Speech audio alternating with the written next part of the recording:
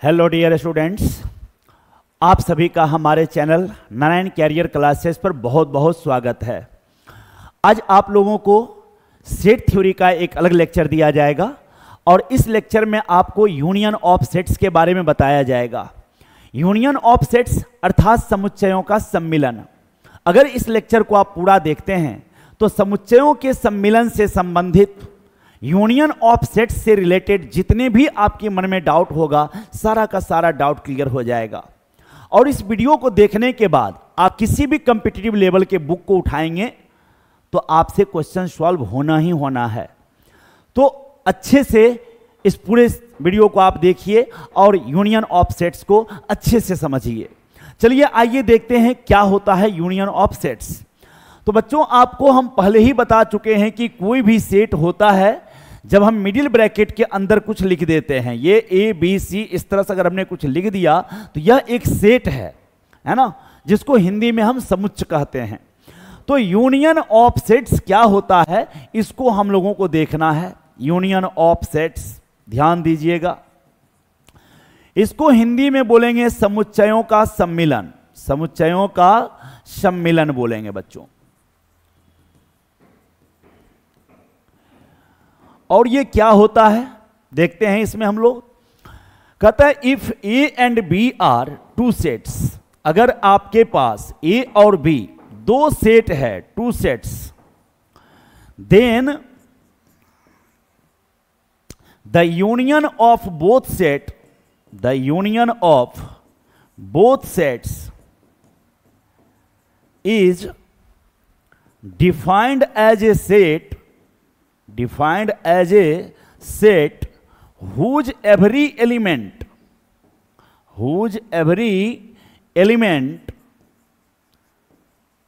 belongs to at least one set, set A और set B, ऐसा लिखेंगे। It is denoted by A union B, इसको आप ऐसे दिखाएंगे ए यूनियन बी, या फिर इस तरह का सिंबल देंगे तो यह भी आपको यूनियन ही दिखाएगा, या फिर आप ए और ये भी जैसा लिख दीजिएगा, इसको ज्वाइंट पढ़ा जाता है, ज्वाइंट, यह भी आपको यूनियन ही शो करेगा। अब इस डेफिनेशन को हम अच्छे से समझेंगे। जितना मैंने ये लैंग्वेज में लिखा है इस पूरे को अगर आप शॉर्ट में लिखना चाहें एकदम इजी से तो आप लिख सकते हैं A union B is equal to the set of all x such that x belongs to A or x belongs to be.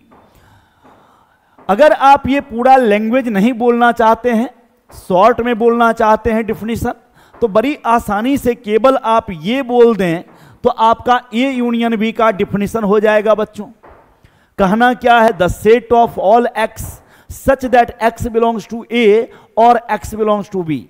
ये जो फॉर्म लिखा हुआ है ना बच्चों, यह आपको सेट बिल्डर फॉर्म में लिखा हुआ है, समुच्चय निर्माण विधि में लिखा हुआ है। यहां जो कुछ लिखा है वो इधर वाले का मेंबर है बच्चों, ए यूनियन बी का मेंबर है, ए यूनियन बी का। और सच दैट के बाद जो कुछ लिखा है वह कंडीशन है। वह क्या है? कंडीशन है बच्चों। इस कंडीशन को जो सेटिस्फाइड करेगा वो ए यूनियन बी में आ जाएगा। एक एग्जांपल के तौर पर समझिए, जैसे अगर मैं लिख दूं R equal to the set of all x y such that x plus y equal to 12, मैंने ऐसा लिख दिया। अब यहां क्या है गौर कीजिए, आर है, आर इस सेट का नाम है। ठीक उसी तरह यहां A union B whole set का नाम है, तो यहां पर आर इसका नाम है। और ये एक्स वाई जो है, एक्स वाई ऑर्डर्ड पेयर क्रमित युग्म, यह आपको आर का मेंबर है बच्चों, आर का मेंबर है, सदस्य है। और सच दैट के बाद जो लिखा है वो कंडीशन है। उस कंडीशन को जो सेटिस्फाइड कर देगा, जो जोड़ा सेटिस्फाइड कर देगा, वह आर के अंदर आ जाएगा। अब यहां देखिए एक्स वाई जोड़ा लगा हुआ है, इसको क्रमित युग्म कहते हैं। शुद्ध लैंग्वेज में आप इसे क्रमित युग्म बोलेंगे। जोड़ा बोलना अच्छा नहीं है, टेक्निकल वर्ड का यूज करिए पढ़ने के दौरान, है ना। याद करने के लिए कोई अलग टर्म मत दिमाग में बैठा लीजिए, जो टेक्निकल टर्म है उसको दिमाग में बैठाइए। x plus y equal to 12 है। डिमांड क्या है कि दोनों का जोड़ 12 होना चाहिए, 12 होना चाहिए। तो अब अगर कोई पूछे कि 6 3 क्या आर में आएगा कि नहीं आएगा, तो भाई x के जगह पर 6 हो गया, y की जगह पर 3 हो गया, दोनों को अगर हम जोड़ेंगे तो 9 होगा, जो कि 12 के बराबर नहीं है। तो यह 6 3 इसके अंदर नहीं आएगा। लेकिन अगर हमारे पास 7 और 5 कोई दे दे और तब पूछे कि क्या यह युग्म जो है, यह ऑर्डर्ड पेयर जो है, इसके अंदर आएगा कि नहीं आएगा, तो दोनों को ऐड करेंगे। x की जगह पर 7 है, y की जगह पर 5 है, दोनों को ऐड करेंगे 12 हो जाएगा। इस कंडीशन को पूरा कर दिया, इस डिमांड को पूरा कर दिया, 7 5 को इसमें आने का राइट मिल गया। सो 7 5 आर का मेंबर हो जाएगा। तो सिंपल सा बात मैं आपको यह समझाने जा रहा था कि डबल डॉट के बाद जो कुछ होता है वो आपका क्या होता है, कंडीशन होता है। इस कंडीशन को जो सेटिस्फाइड कर देगा वो इसका मेंबर हो जाएगा, ए यूनियन बी का मेंबर हो जाएगा। अब कंडीशन क्या है बच्चों, मैं थोड़ा सा प्रीव्यू कर देता हूं जिससे आपको यहीं पे ये अट जाए तो आपको समझ में आसानी से आएगा, है ना। चलिए देखिए, यहां क्या कह रहा है कि हमको वह x लेना है, वह x लेना है जो या तो a में हो या b में हो। अगर मैं एक पिक्चर बनाऊं, थोड़ा सा ध्यान दीजिए, मानिए ये a है और ये क्या है बच्चों, b है। अब ये सेट a है, ये सेट b है। अब हमको देखना है कि किस हिस्से को लेना है। तो कहा आप उस हिस्से को ले सकते हैं। x मेंबर को भी दिखाता है, पार्ट को भी दिखाता है, हिस्सा दिखाता है। तो ये x जो है क्या है, ये यूनियन बी का मेंबर है। लेकिन वो लेना कहां से है, तो कहा ऐसा x लीजिए जो a का हो या b का हो। तो ये हिस्सा गौर करिए, ये हिस्सा क्या ये a का है कि नहीं है। तो इसका डिमांड क्या है कि अगर a का हिस्सा है तब भी a यूनियन b का होगा, अगर b का हिस्सा है तब भी a यूनियन b का होगा, अगर दोनों का हिस्सा है तब भी a यूनियन b का होगा। यहां और लगा है, और मींस या। अगर कोई एक बात भी सही है तो पूरा बात सही होगा और उसको एक्सेप्ट करना पड़ेगा, है ना। गौर करिए, यहां ये हिस्सा लेंगे कि नहीं, तो जरूर लेंगे, यह भी लेंगे, है ना। फिर गौर करिए, ये भी लेना है, सब हो गया। ये पूरा पिक्चर जो बनाना, ये ए यूनियन बी का वेन डायग्राम हो गया। चलिए पहले हम इस कंपाउंड सेंटेंस को थोड़ा सा समझ लेते हैं और एक्सप्लेन कर लेते हैं तो ज्यादा अच्छा रहेगा।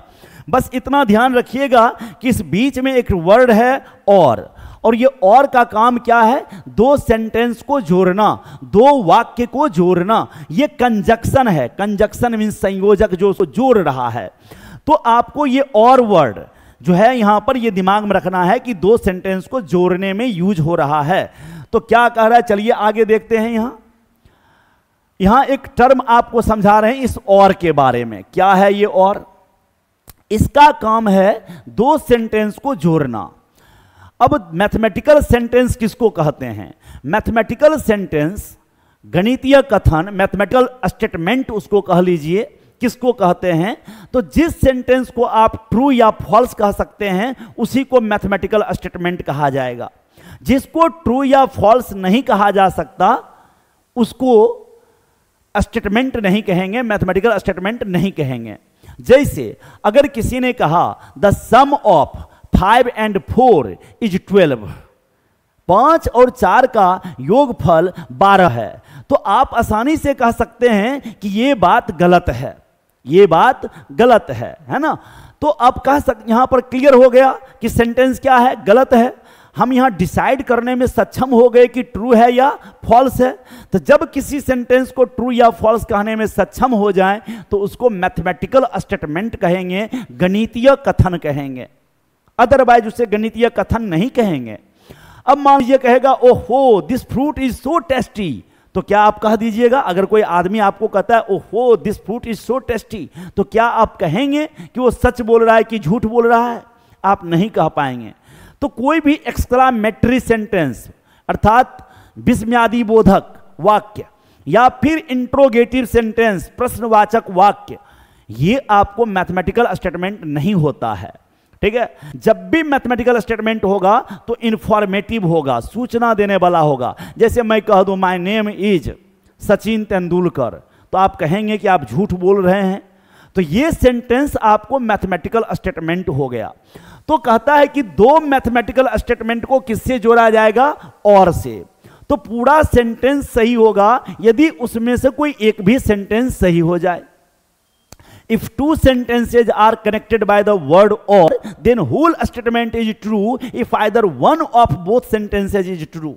दोनों में से कोई एक सेंटेंस भी ट्रू हो गया तो पूरा का पूरा सेंटेंस आपको क्या हो जाएगा बच्चों, ट्रू हो जाएगा। ये ध्यान रखना है। जैसे मान लीजिए किसी ने लिखा यहां पर, मान लीजिए थोड़ा बॉलीवुड का हम एग्जाम्पल लेते हैं इस तरह से, रणवीर सिंह, है ना, Ranveer Singh is a Bollywood actor, Bollywood actor. एक सेंटेंस हो गया यहां, और लगा दिए, यहां लिखे ही इज हस्बैंड ऑफ, है ना, हस्बैंड ऑफ आलिया भट्ट। अब गौर करिएगा, यहां पर ध्यान दीजिएगा, बीच में कौन वर्ड आया है, और। एक सेंटेंस है Ranveer Singh is a Bollywood actor, दूसरा सेंटेंस है he is husband of Alia Bhatt. अब गौर करिए, पहला सेंटेंस ट्रू हो गया, दूसरा सेंटेंस फॉल्स हो गया। भाई वो रणबीर कपूर है, ठीक से ध्यान रखना, आलिया भट्ट वाले का। ये रणवीर सिंह हम बोल रहे हैं, ठीक ना, दीपिका पादुकोण वाले। तो भाई ये he is husband of Alia Bhatt, तो क्या ये सही है? एक स्टेटमेंट ट्रू है और दूसरा स्टेटमेंट फॉल्स है, अब बीच में है और। कोई पूछेगा कि ये पूरा का पूरा सेंटेंस ट्रू है या फॉल्स है, तो जवाब होगा ट्रू, जवाब होगा ट्रू। ये पूरा सेंटेंस ट्रू है, जबकि उसमें एक बात गलत है, जबकि उसमें एक बात क्या है, गलत है। तो जब दो सेंटेंस आपको दिया रहे और एक बात सही हो और एक बात गलत हो, तो भी वह पूरा सही माना जाएगा, और अगर दोनों सही है तब भी पूरा सही माना जाएगा। तो गलत कब होगा? जब उसके दोनों ही सेंटेंस गलत होंगे तभी वो गलत होगा। जब दोनों ही सेंटेंस गलत होंगे तब गलत होगा। एक छोटा सा एग्जाम्पल समझिए, अगर हम ये लिखते हैं तो आप इसे क्या पढ़ते हैं? इसको पढ़ते हैं ए इज, है ना, ग्रेटर देन और इक्वल टू बी, या यहां पर ऐसे लिख देते हैं और के बाद देखिए ए इज ग्रेटर देन, दो सेंटेंस को मैं कनेक्ट कर देता हूं तो ज्यादा अच्छा रहेगा आपको। ये थोड़ा शॉर्ट हो रहा था, पहले लिख दिए ए इज ग्रेटर देन बी, अब लिखेंगे और ए इज इक्वल टू बी, ऐसे लिख देता हूं। इसी को शॉर्ट में पढ़ा जाता है दूसरे तरीके से। देखिए यहां दो सेंटेंस है, पहला सेंटेंस है ए इज ग्रेटर देन बी और दूसरा है ए इज इक्वल टू बी, अब बीच में है और। जब इसी दोनों को कंबाइंड करते हैं ना तो ऐसे पढ़ देते हैं ए इज ग्रेटर देन और इक्वल टू बी, ऐसे पढ़ देते हैं बच्चों, ऐसे पढ़ते हैं इसको। तब तो पढ़ने का जनरल तरीका ये है, ये सेकेंड टाइम जो लिखे हैं वो। लेकिन रियल में ये सेंटेंस किससे मिलके बना? एक सेंटेंस इससे, दूसरा सेंटेंस इससे और। कभी भी एंड लगा के नहीं पढ़ना है, एंड नहीं लगाना है, ए एन डी एंड नहीं लगाना है। जब भी लगाना है तो और लगाना है। क्या लगाना है? और लगाना है, ये टर्म लगाना है, ध्यान रखिएगा। तो यहां पर इसको पढ़ने का तरीका आप समझे। अब गौर करिएगा, एक एग्जाम्पल आपको देते हैं यहां, देखिएगा 5 इज ग्रेटर देन और इक्वल टू 3, ऐसा मैं लिख रहा था यहां। अगले पेज पर मैं पहुंचता हूं। 5 इज ग्रेटर देन और इक्वल टू 3, इसमें दो बात है बच्चों। 5 इज ग्रेटर देन 3 और 5 इज इक्वल टू 3। पहला स्टेटमेंट देखिए 5 इज ग्रेटर देन 3 है, दूसरा स्टेटमेंट देखिए 5 इज इक्वल टू 3 है। एक बात इसमें ये ट्रू है बच्चों और ये बात फॉल्स है, लेकिन बीच में कौन बैठा हुआ है साहब? और। तो जब बीच में और बैठा है ना, तो ये एक बात सही और दूसरा गलत, तब भी ये पूरा सही। क्लियर है ना? दूसरा एग्जाम्पल देखते हैं। मान लीजिए 4 इज ग्रेटर देन और इक्वल टू 4 लिखा मैंने, 4 इज ग्रेटर देन और इक्वल टू 4 मैंने लिखा। तो इसमें 2 सेंटेंस हैं यहां पर, एक है 4 ग्रेटर देन 4 और दूसरा है 4 इक्वल टू 4। अब गौर करिए, ये स्टेटमेंट गलत है। 4 4 से बड़ा है, गलत बात है, और 4 4 के बराबर है, सही बात है। अब बीच में बैठा है और, बीच क्या है, मिडिल में देख लीजिए। इस दोनों सेंटेंस को कौन कनेक्ट कर रहा है? तो और कनेक्ट कर रहा है। तो एक बात सही है, एक बात गलत है, ये सही हुआ, ये गलत हुआ, तो पूरा बात आपको क्या माना जाएगा? सही माना जाएगा। तो क्लियर है कि नहीं? अब आप समझ रहे हैं और का अर्थ क्या होता है। और का मतलब होता है कि अगर 2 सेंटेंस को जोड़ दिया जाए, एक बात उसमें सच बोल दिया जाए, एक बात झूठ बोल दिया जाए, तब भी पूरा बात सही माना जाएगा। अगर मैं कहूं मेरे पापा, अगर मैं कहीं से घूम के आया, मैं कहीं से घूम के आया और मेरे पापा पूछ दिए कहां से आए हो, तो मैं कह दूंगा कि मैं स्कूल से आया हूं या घूम कर आया हूं। अब यहां पर एक बात अगर सही है, मानो मैं घूम करके आ गया हूं लेकिन स्कूल नहीं गया, तो ये पूरा बात सही माना जाएगा, मेरा सेंटेंस सही माना जाएगा। चलिए इसके बारे में और डिस्कस फ्यूचर में करेंगे। अभी फिलहाल आइए नेक्स्ट बढ़ते हैं हम लोग। तो हमारा टारगेट क्या था बच्चों? यूनियन समझना। यूनियन का मतलब मिला देना, दोनों को मिला दिए हैं हम। नेक्स्ट आगे बढ़ेंगे हम, यहां पर हैं एग्जाम्पल समझिए। कहता है अगर आपके पास ए एक सेट है जिसमें ए बी सी है और बी दूसरा सेट है जिसमें आपको सी डी ई है, और तब आपको अगर कहे कि ए यूनियन बी क्या होगा, ए यूनियन बी क्या होगा, तो बच्चों यूनियन का मतलब होता है मिला देना। तो चलिए इसको मिलाते हैं। ए लिखेंगे, बी लिखेंगे, सी लिखेंगे, डी लिखेंगे, ई लिखेंगे। आप कहिएगा सर सी ए में भी था और बी में भी था, लेकिन आप लिखे हैं केवल एक बार, है ना? तो कोई भी एलिमेंट किसी सेट के अंदर बच्चों केवल एक बार ही लिखाता है, एक बार से ज्यादा नहीं लिखाता है, ये ध्यान रखिएगा, केवल एक बार लिखाता है। अब अगर मान लीजिए दूसरा एग्जाम्पल ले लूं मैं, अगर यहां पर एक सेट ले लें हम, यहां ध्यान दीजिएगा ओ, जिसमें हम ले लिए 1 3 5 7 9 डॉट डॉट डॉट। ये जो है ना बच्चों आपको ऑड नेचुरल नंबर है। क्या है?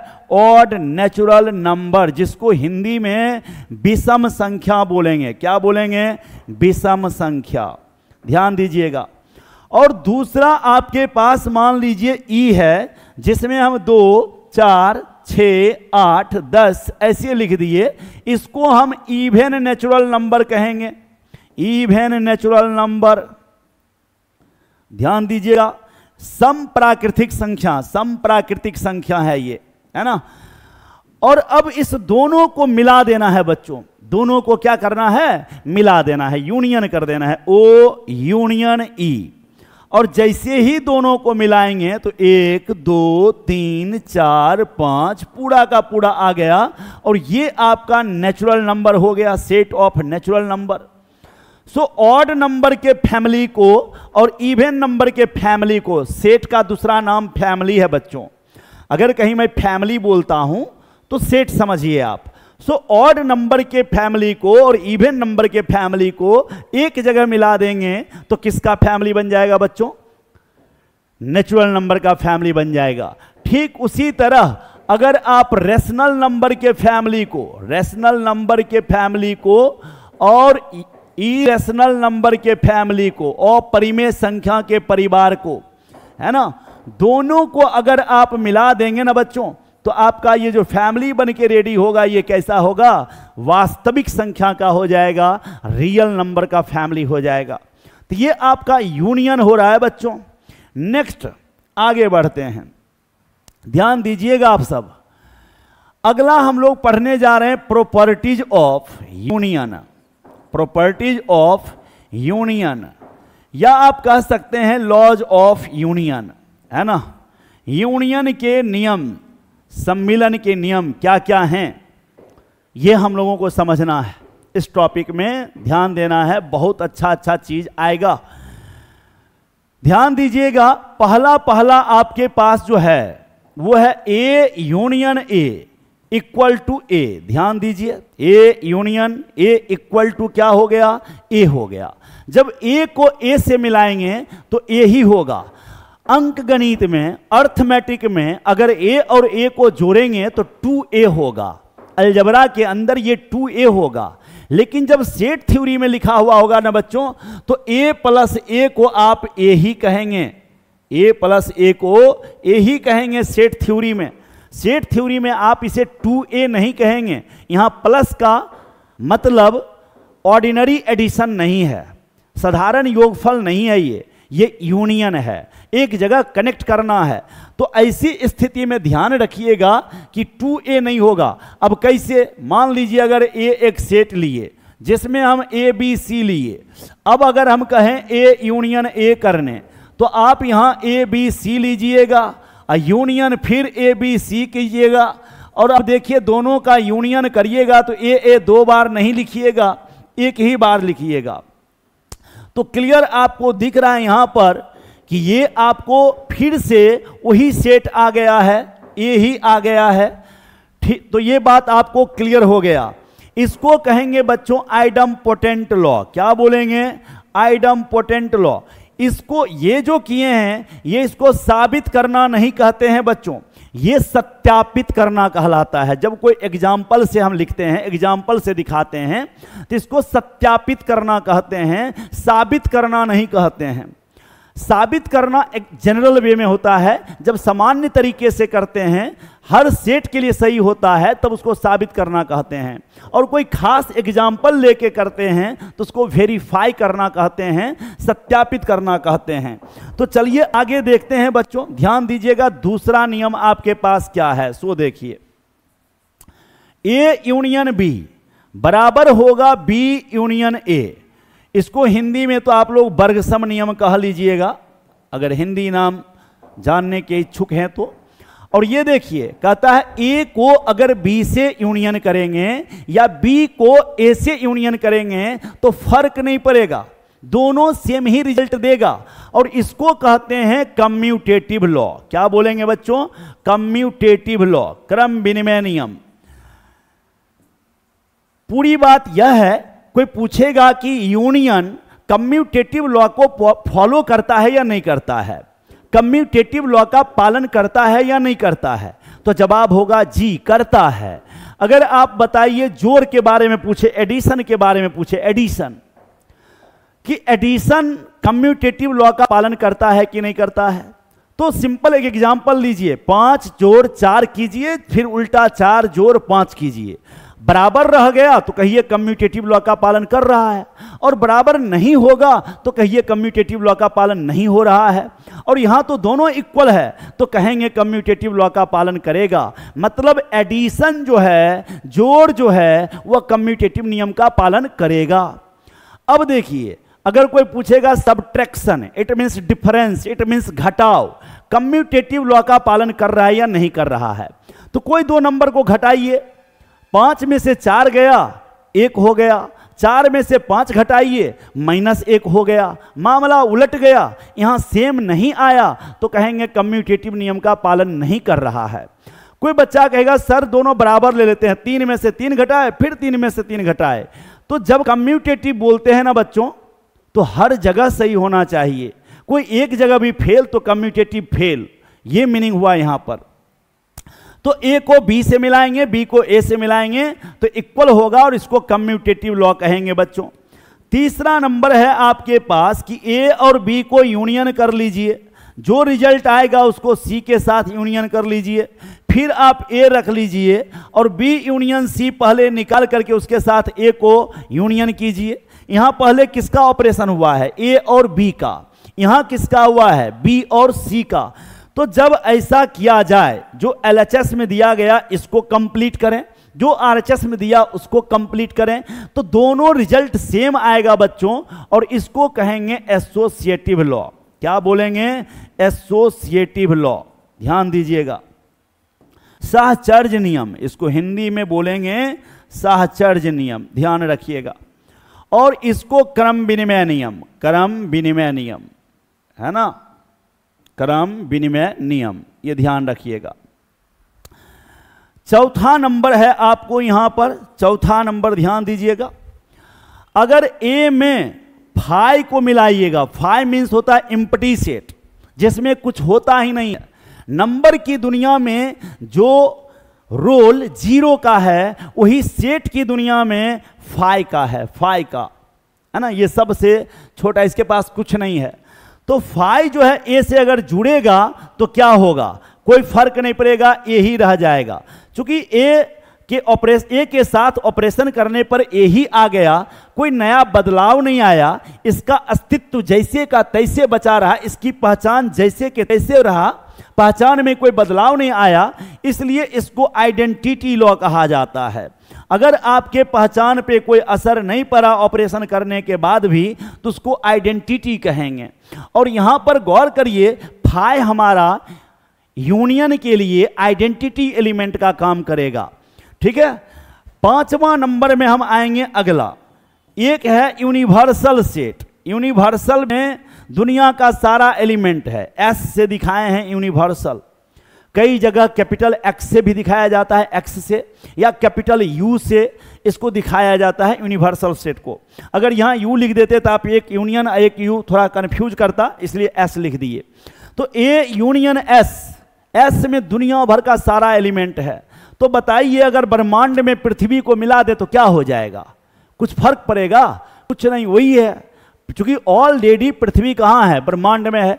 तो मिला देने से कोई फर्क पड़ने वाला नहीं है, कोई नया चीज नहीं बनेगा, वो ब्रह्मांड का ब्रह्मांड ही रह जाएगा। तो ठीक उसी तरह यहां एस रह जाएगा। तो ये आपको अभी 5 रूल समझा दिए हैं हम। आगे बढ़ते हैं छठे रूल के तरफ। छठा रूल देखिएगा आप सब, यहां पर थोड़ा ठीक से समझिएगा कि ए जो है वो ए यूनियन बी का सबसेट होगा कि नहीं होगा, और बी जो है वह भी ए यूनियन बी का सबसेट होगा कि नहीं। बच्चों इसको सबसेट पढ़ा जाता है। सबसेट मीन्स उपसमुच्च, उपसमुच्च, हिंदी में इसको उपसमुच्च बोलते हैं बच्चों, ठीक है, ध्यान दीजिएगा। सबसेट को हिंदी में क्या बोलते हैं? उपसमुच्च। और ये होता क्या है? तो जब एक सेट का सारा एलिमेंट, मान लीजिए ए में कुछ एलिमेंट है और बी में कुछ एलिमेंट है यहां पर, और जब एक सेट का सारा एलिमेंट दूसरे में होता है तो पहला सेट दूसरे का सबसेट कहलाता है बच्चों, है ना। गौर करिए, यहां ए का सारा एलिमेंट किसमें है? बी में है। तो ए बी का क्या हो जाएगा? सबसेट हो जाएगा, ए बी का सबसेट हो जाएगा। तो अब एक एग्जांपल ले लीजिए, चाहे बैक लौटिए, बैक में ही देख लीजिए, यहां पर इससे भी बैक लौटते हैं। यहां गौर करिए, ये ए देख रहे हैं आप लोग, इसमें कौन कौन एलिमेंट है? A B C. बी में क्या है? C D E. जब इसको मिलाया गया तो क्या बना? ए बी सी डी ई बना। अब आप बताइए, ए का सारा एलिमेंट ए यूनियन बी में है कि नहीं है? ए का सारा एलिमेंट इसमें है कि नहीं है? तो आपका जवाब होगा जी सर है। तो ऐसी स्थिति में ए इसका क्या हो गया बच्चों? सबसेट हो गया। बी का सारा एलिमेंट इसमें है या नहीं है? तो जवाब होगा जी सर है। तो बी भी ए यूनियन बी का क्या हो गया? सबसेट हो गया। अब अगर हम आगे बढ़ें और यही नोट यहां लिख दें तो आपको कोई आपत्ति नहीं होना चाहिए। ए यूनियन बी का सबसेट है, बी ए यूनियन बी का सबसेट है। 7वां नंबर नोट आइए। 7वां नंबर कहता है, यदि ए बी का सबसेट हो, ए बी का सबसेट हो, तो ऐसी स्थिति में ए यूनियन बी क्या आएगा बच्चों? बी आएगा। चेक करिए, यहां दोनों का यूनियन करिए। देखिए, ए का सारा एलिमेंट बी में है, चलिए ए यूनियन बी करिए, ए यूनियन बी।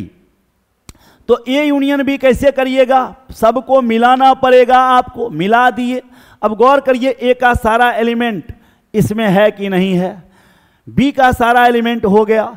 क्या ये पूरे का पूरे ए यूनियन बी ए के बराबर है कि बी के बराबर है? किसके बराबर है? ये आप ही चेक करिए। ए के बराबर कि बी के बराबर? कहिएगा सर हमको तो दिख रहा है सीधे सीधे बी के बराबर है। तो जो सेट बड़ा है उसके बराबर आया। जब यूनियन करते हैं ना तो जो सेट बड़ा होता है उसके बराबर होता है, जब कोई एक सेट दूसरे का सबसेट हो तब। अब देखिए बच्चों और भी रूल है, कई रूल है, इसमें बहुत सारा रूल आपको सीखना है। अगर हम x belongs to A union B कहीं लिखते हैं तो इसको अगर हम लिखेंगे तो ये लिखाएगा x बिलोंग्स टू ए और x बिलोंग्स टू बी, ये लिखाएगा। अगर हम 9 नंबर पे आए, ये तो आपको डिफिनीशन में ही क्लियर कर दिए हैं, इसलिए हम यहां पर नहीं बोल रहे हैं इसके बारे में ज्यादा, बैक में क्लियर कर चुके हैं। लेकिन जब यहां कट हो जाएगा, ये कट लग गया, निगेशन इसको पढ़ेंगे, निगेशन, निगेशन हो गया, ये कट लग जाना, नकारात्मक हो जाना। तो x does not belong to A union B, x does not belong to A union B, तो ये क्या लिखाएगा बच्चों? x does not belong to A और x does not belong to B, और नहीं लिखाएगा यहां, यही बात ध्यान रखिएगा, और नहीं होगा, ये आपको एंड हो जाएगा बच्चों। क्या हो जाएगा? एंड। जब भी निगेशन लगेगा, नकारात्मक लगेगा, तो जहां पहले से और होगा वहां एंड आ जाएगा, और जहां पहले से एंड होगा वहां और आ जाएगा। ये ध्यान रखिएगा, अभी ये बहुत बार आएगा, वहां हम लोग देखेंगे। एक और प्रॉपर्टी है जो बहुत ही इंपॉर्टेंट है, और ये सब इस पर आधारित आपको जेईई मेंस वगैरह में बहुत क्वेश्चन पूछता है। देखिएगा यहां पर क्या है, ये है ना, ठीक से समझिए इसको। N A union B is greater than और equal to maximum of n A in comma n B, ये हो गया less than equal to n A plus n B. जो यहां पर लिखा है बच्चों, ये होगा the maximum, maximum number of elements, number of elements in A union B. और यह तभी संभव है जब ए और बी के पास कोई कॉमन एलिमेंट नहीं है। If A and B have no any common element, no any common element, मतलब यूनियन में सबसे ज्यादा एलिमेंट तभी संभव है जब दो सेट में कुछ भी कॉमन नहीं हो, कुछ भी कॉमन नहीं।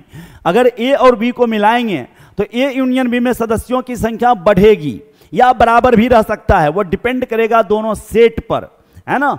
तो यहां पर कहता है जिस समय दोनों सेट में एक भी कॉमन नहीं होगा तो ए यूनियन बी में मैक्सिमम एलिमेंट हो जाएगा।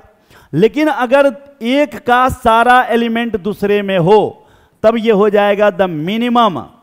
यहां पर देखिए मैक्स लिखा है तो ये मत समझिएगा मैक्सिमम बोलना है, नहीं, मिनिमम। मैं क्लियर कर देता हूं, number of elements in A union B. और ये तब होगा जब ए बी का सबसेट हो जाए या बी ए का सबसेट हो जाए, ए बी का सबसेट या बी ए का सबसेट, ऐसा हो जाएगा तभी होगा। अब ये देखिए क्या, एक सिंपल सा बात बोलिए, x greater than equal to 8 less than equal to 15 अगर किसी ने लिखा ऐसा, कैसे पढ़ेंगे? बीच से पढ़ना स्टार्ट करेंगे। x इज ग्रेटर देन और equal to 8 and less than और इक्वल टू 15। x का मिनिमम मान कितना है बच्चों? 8। मैक्सिमम कितना है? 15। सो इधर वाला बीच वाले का मैक्सिमम है, इधर वाला लेफ्ट साइड वाला बीच वाले का मिनिमम है। मिडिल में कौन बैठा है? x। x का मिनिमम मान 8, x का मैक्सिमम मान 15। ठीक उसी तरह यहां बीच में कौन है? ए यूनियन बी में सदस्यों की संख्या, तो इसका मैक्सिमम मान ये हो गया और मिनिमम मान ये हो गया। अब इसमें आपको समझना है, मान लीजिए सेट ए में 3 एलिमेंट है, सेट बी में 6 एलिमेंट है।